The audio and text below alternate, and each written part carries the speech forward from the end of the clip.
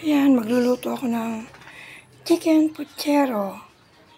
Linagyan ko ng chicken foot, wings, and legs. Ayan, ang sangka, bawang, garlic, onion, tomato press, potato, and banana saba. I put peche, cabbage, repolyo, pechay bagyo, at native pechay. I-fried muna natin itong potato and banana. Pa-fried ko muna yan. Ayan, pa-fried na natin. Yung banana, saba, at saka patatas, potato.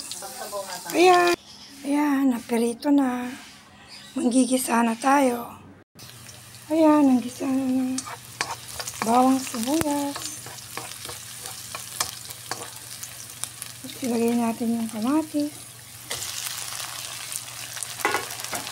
4 lang yung nilagay ko para hindi siya maasim.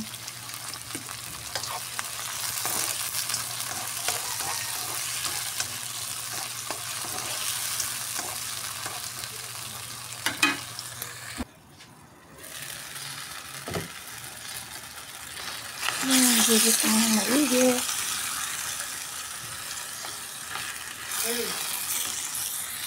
Linagyan ko ng fish sauce. Ayan, yung fish sauce. Palambutin dyan. Mamaya ko ilagay yan. Kaya ito. Ayan, pinapalambot ko muna yung manok. Bago ilagay yung mga gulay. Ayan, inagay ko na yung banana saba at potato. Ayan, inagay na yung gulay. Pag medyo lumanta na, babaliktad ko na. Thank you my viewers and my charity viewers. Thank you so much. Please like, comment, and subscribe. Please, huwag niyo pong skip ang ads.